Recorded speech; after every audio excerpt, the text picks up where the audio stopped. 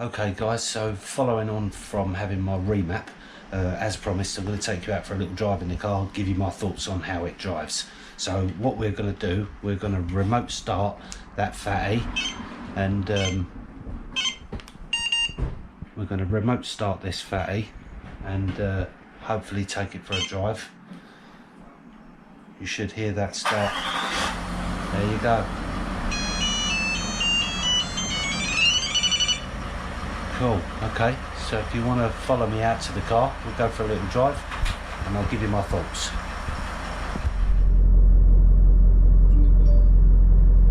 Continuous recording will now start.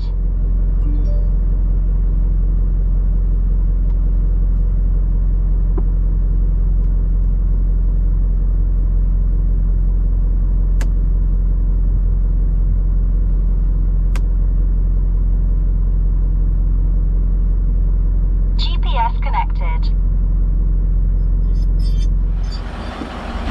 Okay.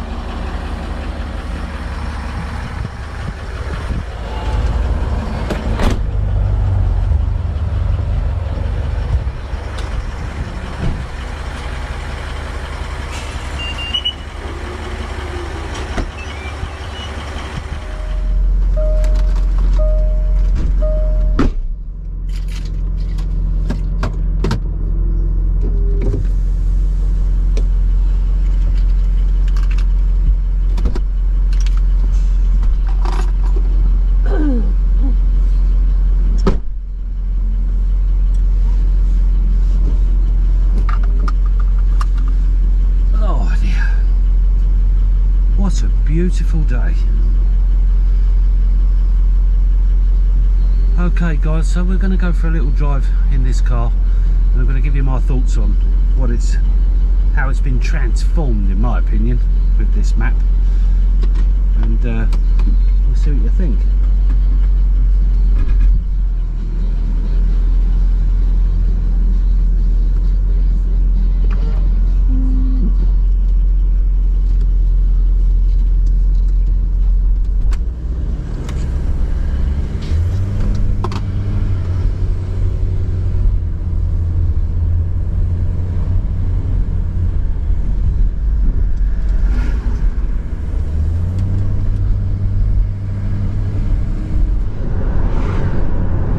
Okay guys, so loads of you asked questions about what this remap was going to do, how it was going to affect the car, how it was going to affect the running of the car, and as promised, I said I would take you for a little drive and give you my thoughts on how it's performed after having that remap done. There were lots of concerns about the EGR delete, and you know, first of all, just want to put that one to bed. That I read a lot of conflicting stuff about the EGR and the DPF filter, and to be honest, the only real way to describe it is that, you know, Range Rover built a lovely engine with lots of power and then stifled it with a load of EGRs and DPFs to try and get the emissions down. So, you know, the engine doesn't need those things to run any better. In fact, I would say that if anything, it hinders the performance of the car, and I think everyone will agree with that.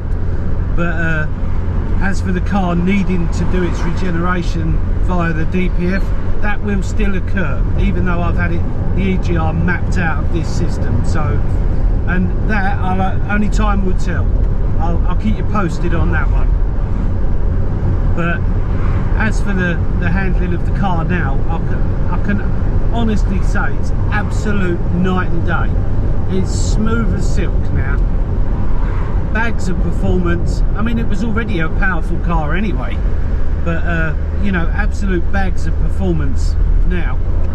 Mobile speed camera zone. And it's just improved it 100%. It just feels so much more alive. I used to come to roundabouts and junctions, and it would always be a little bit hesitant. I don't know whether that was the way this car was running. I mean, it always felt smooth and powerful before, but you know, it was just a little bit there was that little bit of hesitancy when you put your foot down to go anywhere. It was almost like it wasn't quite ready for your input. But now all of that is smoothed out. It just goes. You just touch the throttle response is improved, the performance is improved, the fuel economy apparently will be better now that EGR's been mapped out, and I think overall it's fantastic. Now I'm just on my way to B&Q now to buy an extension lead, and we're going to be on the motorway in a minute. I'll give it a little blast there. Unfortunately, where we are, I can't really put my foot down here, so bear with me.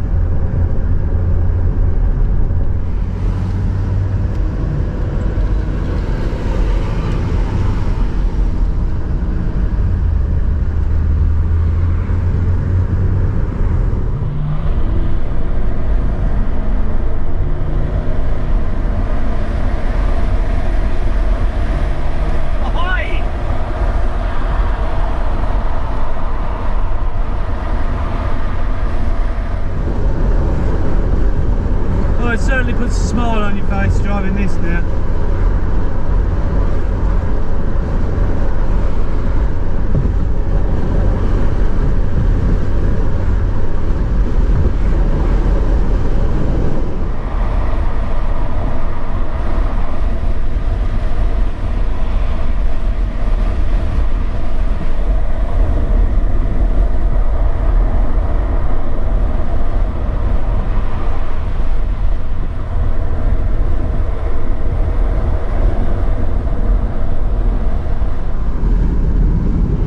Sorry about the noise, guys. I can't tell you what an improvement this is. It feels absolutely fantastic. It's so much more alive. As I said, the throttle response is so much better. Everything about it is better. The way it handles, the way it goes through the gears is even better. I'd strongly recommend this to anyone who's had, you know, I mean, you find your own person to do the mapping. I'm not trying to advocate for the person that I used, which incidentally was King Maps over in Sheerness, and you know, I wasn't paid by them. I paid the full price for my map and my neighbour's one. You know, I'm not getting anything for free by advocating for them, but it does seem to me like it's done a fantastic job. It feels so much better, so much smoother, and let's face it, that's what these cars are for. They're big cruising machines. You know, you don't want any dead spots or flat spots or times when it's not responding to your inputs. You just want it to go, and now it does that. It does exactly that.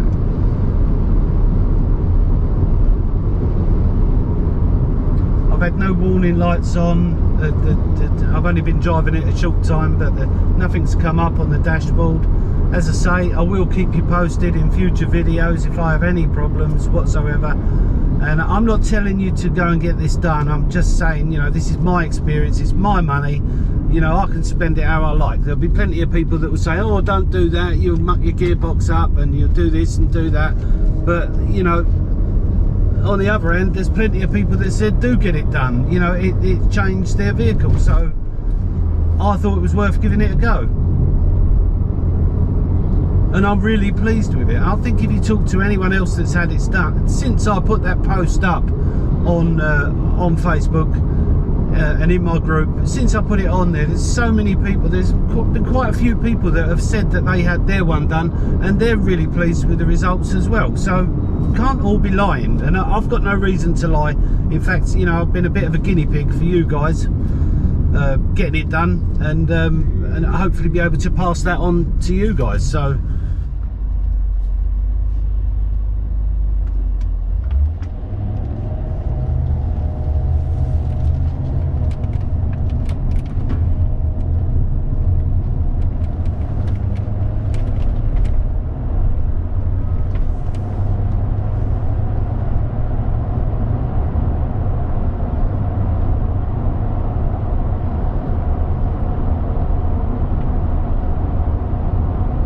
to me, this thing is driving how it should drive now. it's made a world of difference.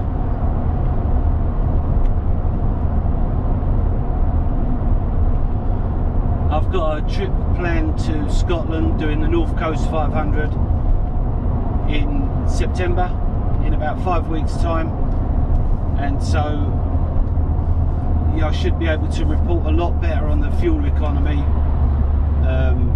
for that trip. Be able to give you some proper figures on what we're actually getting MPG, doing a steady 70 miles an hour over a long period of time. And hopefully we'll get some answers there on the fuel economy side of things, because I've been promised that would be better as well, now that EGR's been mapped out. And but we'll see what happens. Again, like I said, I'll report back in a few months, and we'll see what's what.